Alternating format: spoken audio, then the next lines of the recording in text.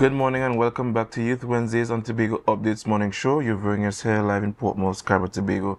This morning we will be discussing in depth or just a cursory glance of what happened on Monday in the Tobago Parliament when the budget was read by the Secretary of Finance. We heard a lot coming from the budget, and we just as youths want to give a perspective on this budget. So this morning I'm joined with Ladies first. Sorry, Shenica Balgobin. All right. And Ajay Alleyne. Certainly no stranger to us. But Miss Balgobin, this is your first time on Tobago Updates. Yes, it is. I hope you make it your go-to place. Ajay not wanting to make anything biased, Dwayne is very excited to have new guests, but we just want to welcome you back to Tobago Updates, right? Just want to throw that in there. Thank you for that. You're welcome. Thank you. That's all I'll say. That's all I'll say. But my beautiful co-host. Yes. Tell me, did you get a chance to hear anything about it? But I know you're quite busy with a lot of important things, life decision stuff. Right. I mean, the decisions were made, but continue. Yes. Yes.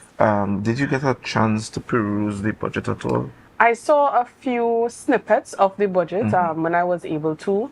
I think the biggest thing that everyone is speaking about is the larger amount that will be allocated to Tobago and what they'd like to see out of that larger allocation.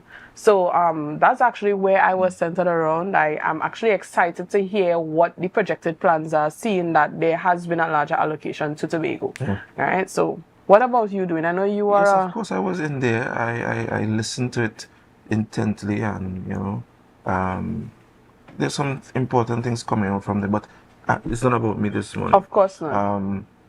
We have an economics teacher in the midst, and one of the best people to talk to us about what happened in that budget on the island. Yes, of course. Yes. So Ms. Balgobin, for those of us who do not know, what is the purpose of what is a budget, and what is the purpose of a budget? Well, a budget, like any other thing, is just a plan. A plan for your revenue and your expenditure. In the grand scheme of things, like a budget for Tobago is how it aims to achieve its financial goals and generating revenue. And while I'm on the topic of revenue, that is one thing I noticed that the budget did not really clarify. So it talked about expenditure and how much would be allocated to the SMEs, the agricultural, the tourism, and we want a larger portion of that money from Trinidad. While we, Tobago, I did not see anything geared towards us generating our own revenue. While I know that these investments into these SMEs should generate revenue, there was no figure saying they should generate 10% more in how many ever years. Yes. So in terms of statistics, you need stats in terms of what the projections are in terms of revenue. Yes. All right. As well as, sorry to interrupt. No, you go ahead. It's your time. What I again notice is that on a large scale, we don't have statistics. Like they say, or they are saying that we need a larger portion because our population is increasing. But we have not done a census in a long time. We don't know whether we have an aging population or if we have a younger population to know where this revenue really, really needs to go. All right. So I'm just going to, before Ajay shares his point, Ajay, this is not a debate. I saw you rub your knee and you're ready to go. What are your views on what Ms. Balgobin just said? Okay, so firstly for me, this is what I call the Tobago ask, because it's not necessarily where we get the figures from central government, so we'd have to do our budget reprioritization, and usually that's where we finally get what comes from Trinidad. So it's just our wish list basically. So I don't have much, I don't want to say high expectations, but I usually wait until we hear what central government gives to go into the ideas. However, I support Ms. Balgobin in terms of data. But last year, while we were doing the Tobago Day debate, we were able to see some statistics from Mr. Bobby Andrews, which showed the population growth. It shows where the economy was heading was really, really good statistic. This is about Tobagonian who would have compiled the data. And I am now beginning to wonder, is it that we compile these data and we just have them for storage to say we do them, or we have statisticians on the island. Is it that why this information is not widespread or shared among Tobagoans on the island, so we can make more informed decisions, one. Two, on the issue of generating income, I think all the areas shared can generate a large amount of income, but I didn't hear much as it pertains to exportation of the island, because we do have a lot of good products that can be exported. And I think we need to move away from the small business or the micro business mindset, and we need to think global. We cannot be the greatest little island when everybody have a small business. So I think we need to move from that phrasing small and medium business and just think business on a whole. Think Johnson and Johnson style. Like we need to think big as Tobagonians. All right.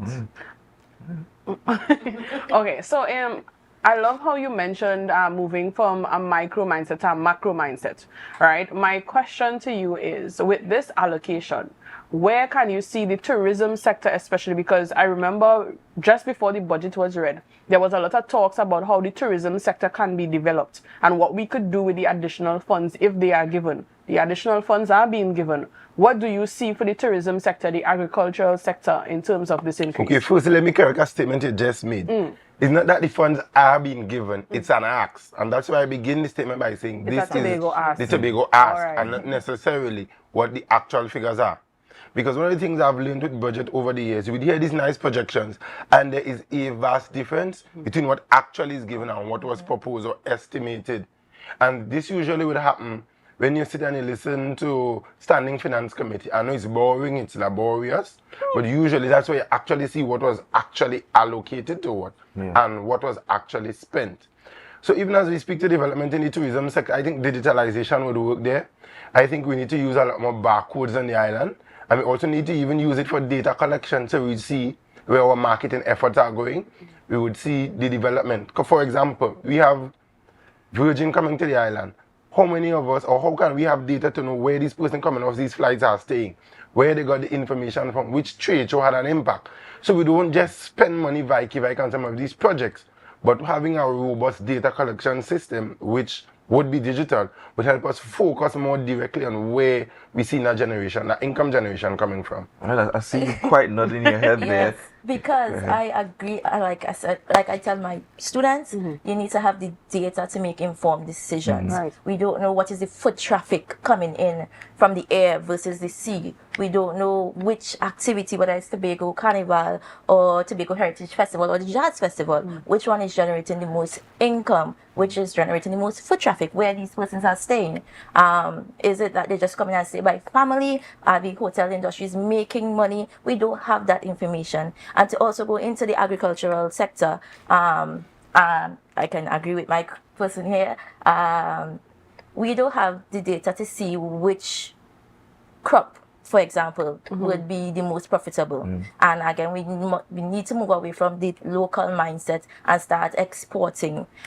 We need facilities to help export, packaging, labeling, having that information.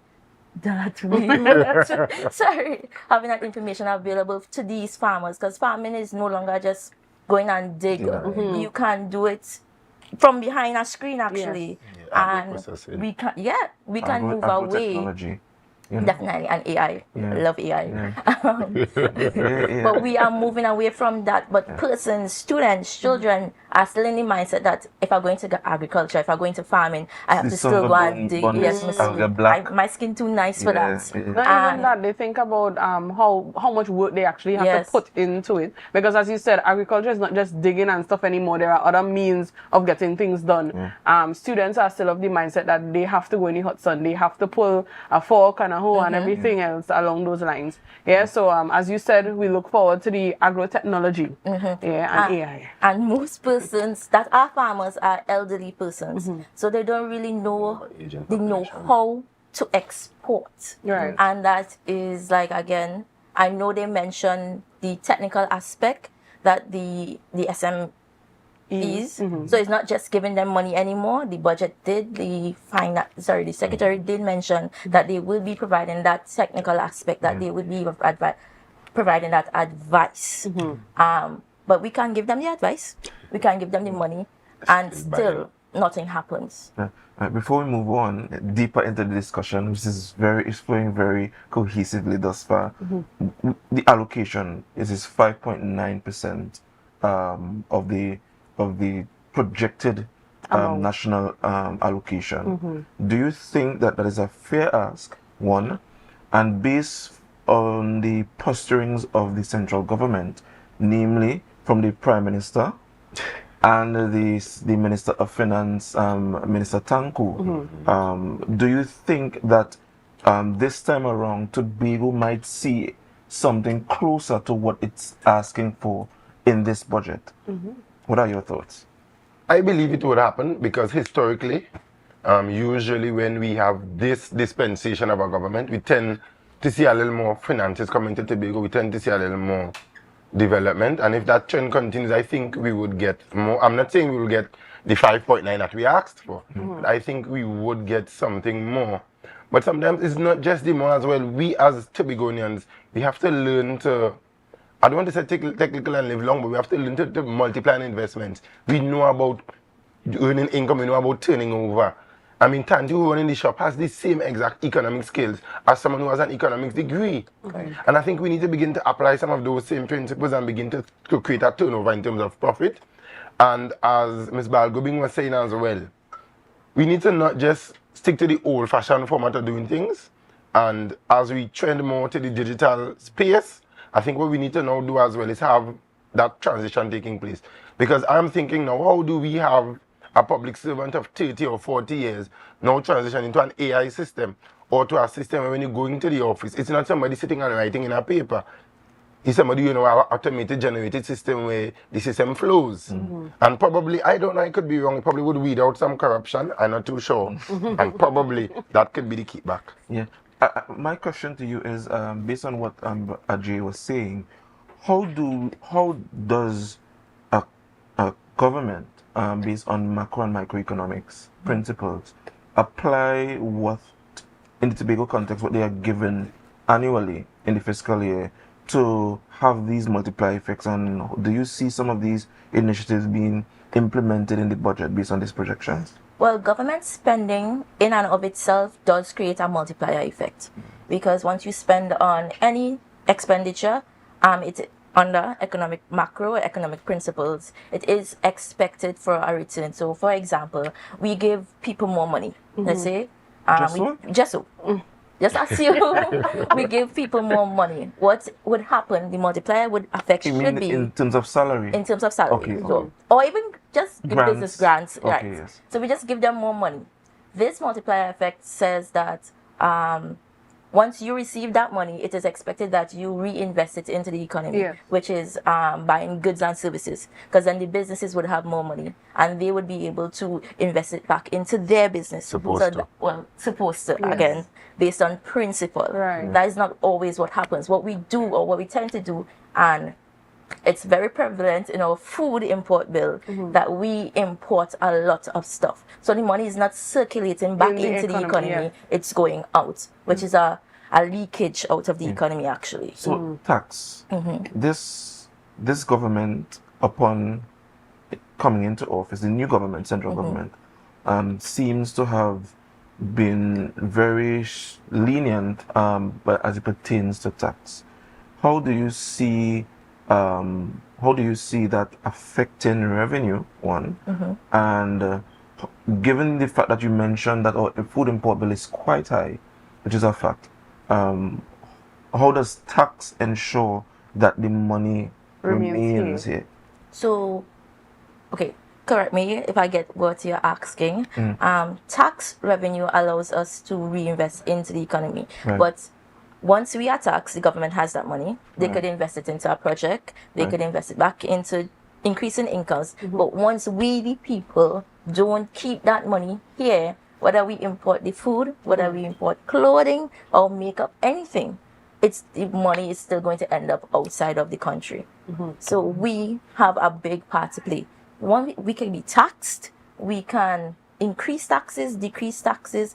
Once our cash flow personally goes out, guys, we can't have no money.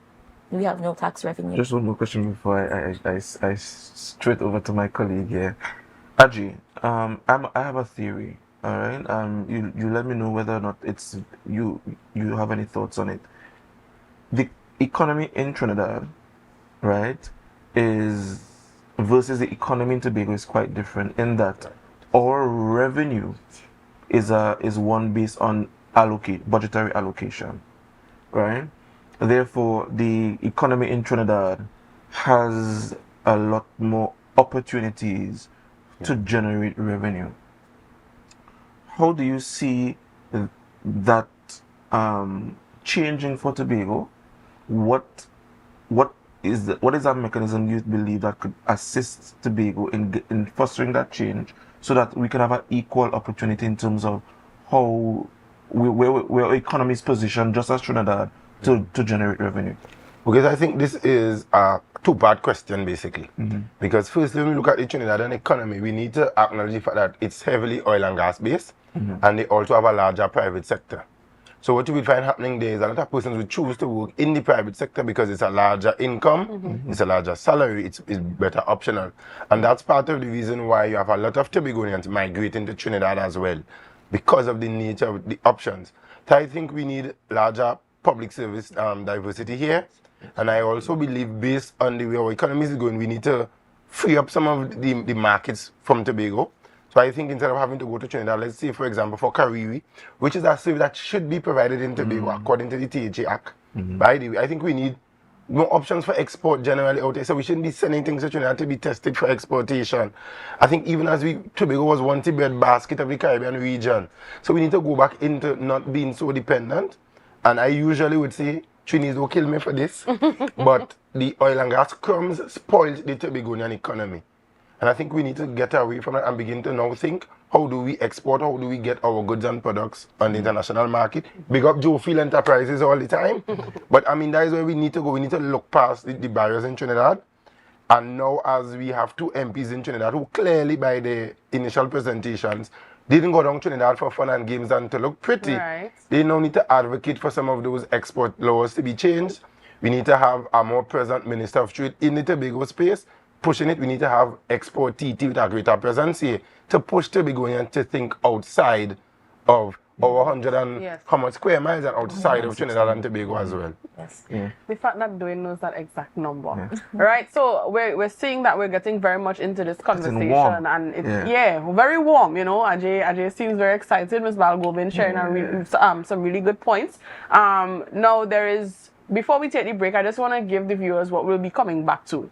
So there's that 3% increase that in a specific way everybody wants to speak about. So Dwayne will highlight that one when we come back. I love how Ajay mentioned the migration aspect of things.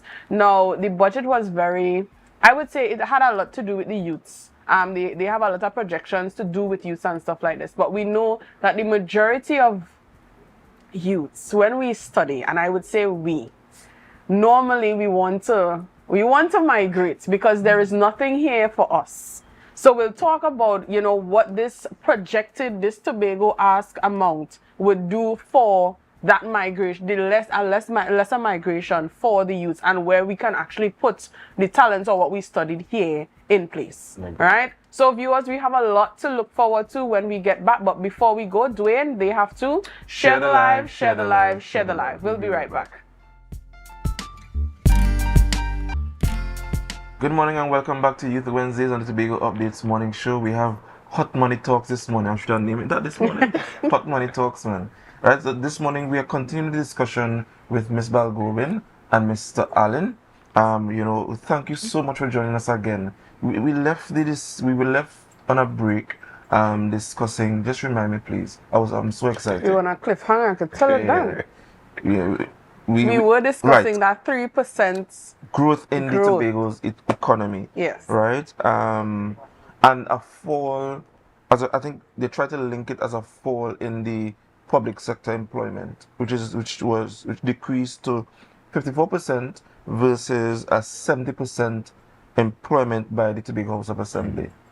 Now, Ms. Balgobin, economics would tell you that the private sector is what drives the economy of any country, right? The role of any government is just to merely provide fiscal policies to ensure to stimulate economic growth, right? Correct. What are your thoughts on this development? Do you think that the 3% growth in the economy is validated? And do you see it as a positive note that there's a decrease from the public sector side from 54%, from 70% to 54%? Definitely. Any decrease in the public sector having to provide these salaries to persons can now free up that money to go into other developmental projects. And because the economy is still growing, that says a lot, and that things are moving into the right direction. Yeah. What about you, Mr. Allen?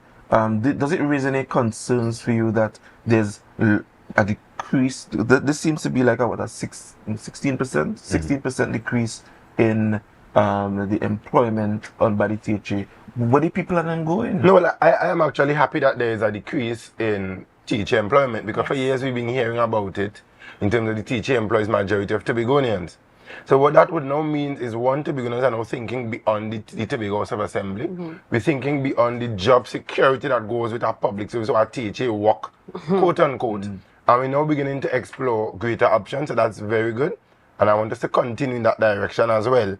So we're only going to push development like that. We support the government by doing those things. And with that increase, the private sector will now employ more individuals. And then we now see a spin-off effect even into the economics of the island. So you now have more service providers as options. So because if somebody come and they didn't fix your window properly, it's easy to now say, thank you very much, sir.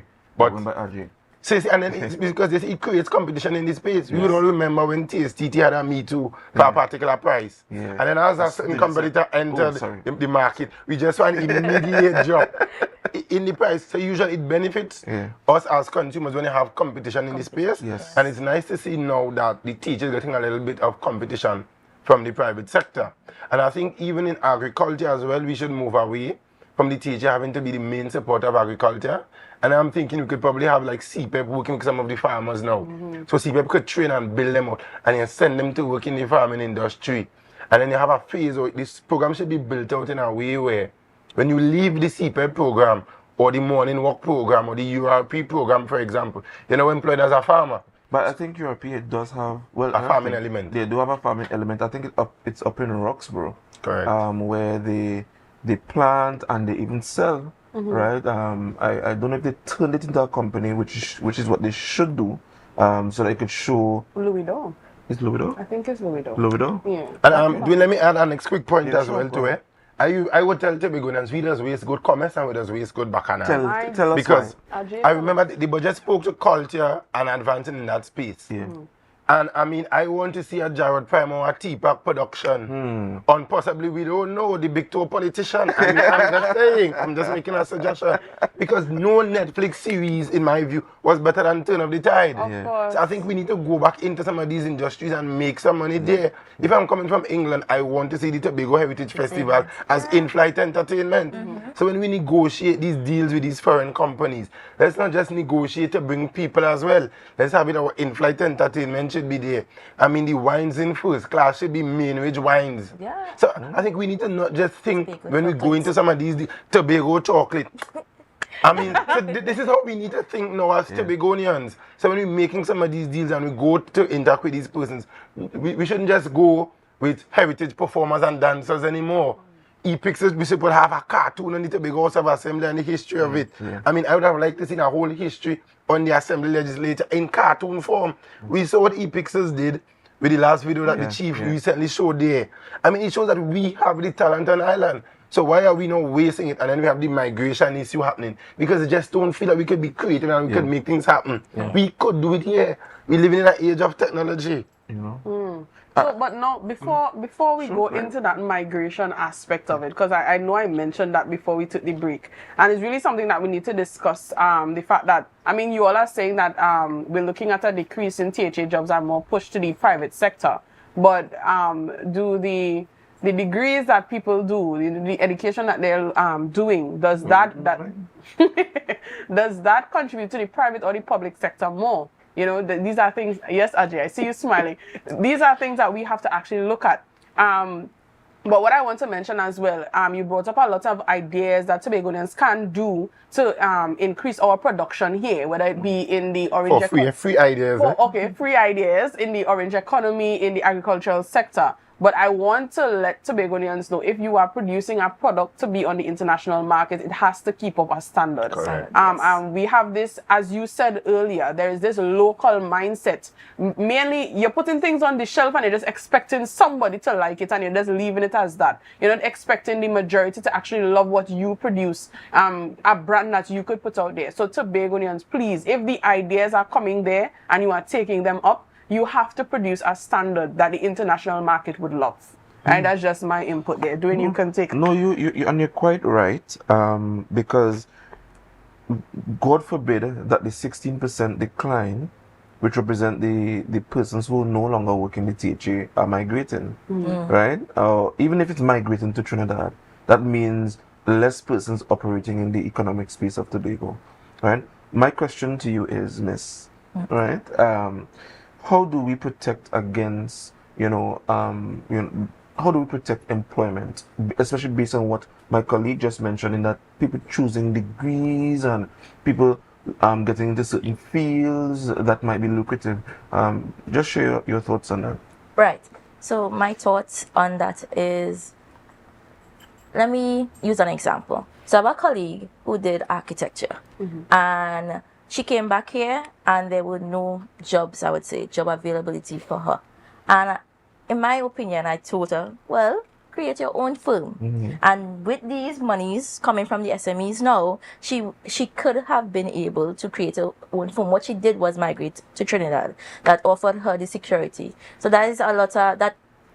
And youths now these days are thinking in the mindset of being secure. So that is why they tend to gravitate towards the private sector, even if it's working for someone, or the T.H.A. So where they don't find jobs for the T.H.A or the private sector, what they would do is move out instead of being able to create that own business for themselves, because again, it comes with security. Because you could start your business now, it be profitable, but with lack of management, lack of training, a lack of marketing, as I said, because it has to be of a certain standard. The businesses and the uncertainty of the environmental factors like COVID, that comes, and that also goes into the agricultural aspect, because pests and diseases, we have really no control. While we can mitigate it, we have no control as to how to navigate that. And that could be like, let me say, a whole row of lettuce just gone.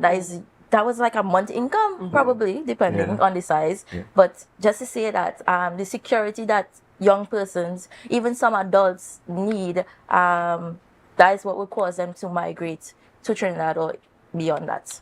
And the budget did mention the Tobago Fund, right? Where they would make this investment, have this unsecured loan, through financial institutions backed by the T.H.A for small businesses, small, medium, and large enterprises, right? The fatigue of coming back from university studying architecture, right? Security, going into business is real. Hence the reason why our young people might want to gravitate to a T.H.A work, right? Because it's secure. Yeah.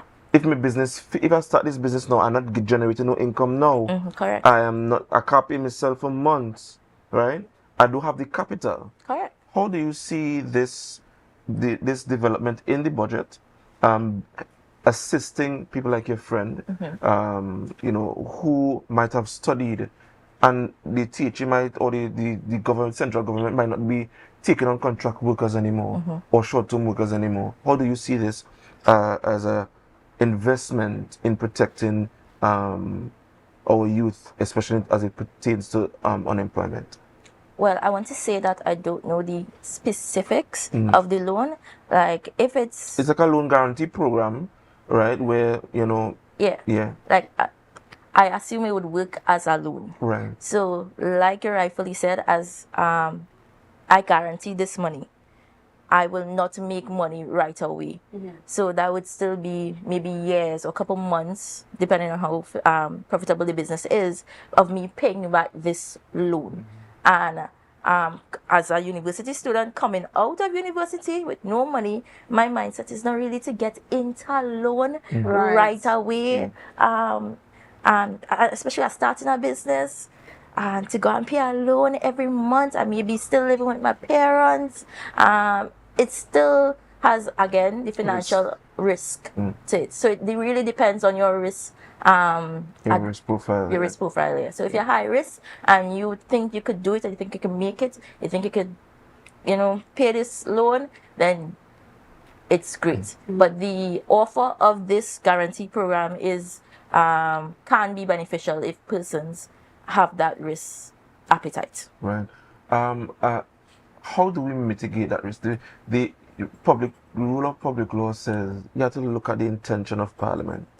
And the intention of this Parliament, through this budget, is to invest in youth so that, we could have more money to give to you by reducing the dependence on the T.H.A. Right? What advice would you give to the sitting administration as it pertains to this initiative, the both of you, right? To make this investment in our youth to secure jobs and a better private sector? Okay, so I'll take this one, right? So then firstly, you made a statement earlier that I want to correct. You see this ideology that you must have a degree kind of mindset, that's also contributing to one of the problems that we have now. Because a good friend of mine went to a particular prominent university. And one of the things he would always say, this university is a business first before an educational institution. So the purpose of that system is also to make money. Right? And then what you find happening now is you would churn out large number of university graduates every year, and there isn't workspace for them. So for example, let's say I have a student, my mother took a loan for me to study. When I do leave, how am I to repay that loan? And then you are now advising to get back into another loan. So it doesn't make fiscal or financial sense. And we have a generation now where we reason things out. We take calculated risk. We don't just take risk anymore. So I think that's one of the areas that we need to look into. As I think even as we push skills development, we need to have more skills-based universities on island. And when I say skills, I'm not just talking carpentry and masonry. I mean, we need to look into computer programming. We need to look into software development. We need to look into video production. I mean, we have a lot of large businesses that we could look into that are skills-based. Public speaking is also something that we could look into very greatly, motivational speaking. So we need to not just see businesses from that direction. And I think even as we have the loan guarantee, why not we do it into film? Because Tobago has seen a number of programs happening before. We shot the Tobago 1976. We saw the Calypso Rose movie being produced. So I think even as we think loan and skill, let's not just see it as being financial businesses, architectural businesses, but let's think creative, let's think agricultural development, agro-processing. Let's think the using cove and building our cove a lot better. When I saw that new road being constructed, I mean, I smiled when I saw that we almost have it complete. Because for me, that's the rivulet to the Point Lisas industrial estate. It's a link to direct export. I think even as we build out some of these loan programs and guarantees, let's begin to look at those as options as well. Thank you. So I'm going to give you guys an opportunity to give us 1 minute, right? That's 60 seconds or less, right? For your closing remarks, right? Before we close, unfortunately, this brings us to the end. Yes. Okay, so first let me say thanks for the opportunity as usual. I do have a bias towards female secretaries and minister of finance. I must publicly say that as well. I just think that we need to clarify that point. They are a little bit. I think that they are just a little bit more efficient in doing more with little. That's just my personal view. I apologize, fellas out there. But congratulations to Miss Roberts for making her first presentation, and let's see how it goes. Let's see if she softened up the heart of Mr. Tanku. Yes, again, thank you for having me. And I do share the same sentiments as Mr. Alleyne here, sorry. She did do a good job in terms of highlighting tourism, improving the, increasing the allocation to agriculture, also health as well. And she, again, while the percent did go up, the amount in dollar value did go down, and she is doing a lot with plenty. So yeah, she is doing a good job. Right. All We right. want to thank Miss Balgobin, Mr. Alleyne. Always a pleasure having you, Yes. Miss Balgobin. Thank you for making your first appearance. We hope to see you in the future. Thank you for being with us here on Youth Wednesdays on Tobago Updates. We have a lot coming out of this budget, a lot of opinions and stuff like that, and we are happy that you all were able to share yours in a very calm environment, actually. All right. So before we go, Dwayne, do you want to tell them who is coming up next or what is coming up next? I think all right, so we will be taking a break for now. I think we gave them a lot this morning. Yes. But I want to encourage our young Tobagonians and even the older ones to see what part of the budget suits you best. I'm certain there's something in there for you. Getting into the island of Tobago's development is quite pivotal for you now and your generation to come. So I'm very, very, very much big on that. Right, so again, I want to thank my guests for coming this morning, and thank you for partnering with me this morning, Miss. Of course. I think we want to take Always a a break. pleasure. But before we take a break, we all want to tell them to do one thing, which is to share the live, share the live, share the live.